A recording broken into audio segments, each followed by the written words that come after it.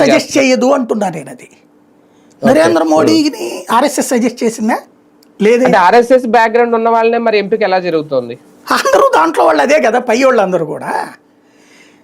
BJP పుట్టింది RSS లో నుంచి అయినప్పుడు ఇంకా దాంట్లో ఇంకా భావజాలంలోంచి ప్రత్యేకించి ఆడు పంపించేది ఏంది? వాళ్ళు మొన్న ఎర్రకోట మీద నుంచి ప్రధానమంత్రి చేసిన ప్రసంగం ఏంటి? ఆర్ఎస్ఎస్ గురించి చెప్పుకొచ్చారు కదా, 100 ఏళ్ల చరిత్ర ఉంది అన్నటువంటిది. 100 ఏళ్లలో అనేక మంది తయారయ్యారు, వాళ్ళకి ప్లాట్ఫామ్ బీజేపీ. ఈయన రాధాకృష్ణన్ ఇవాళ ఆర్ఎస్ఎస్ నుంచి వస్తే ఆ మాట అనాలి, నో డౌట్.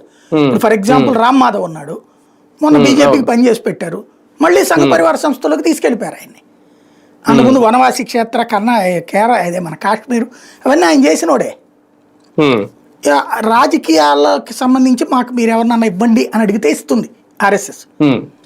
ఈయన రాధాకృష్ణన్ ఏనాడో బీజేపీలోకి వచ్చేసినోడు. ఇప్పుడు కిషన్ రెడ్డి బీజేపీలోకి వచ్చేసినోడు, ఆర్ఎస్ఎస్ పంపించింది అతన్ని. మోడీ ఎవరు?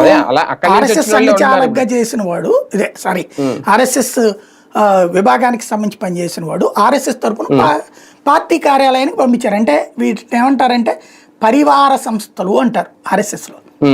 ఈ పరివార సంస్థల్లో అలవాటు పడ్డటువంటి వాళ్ళని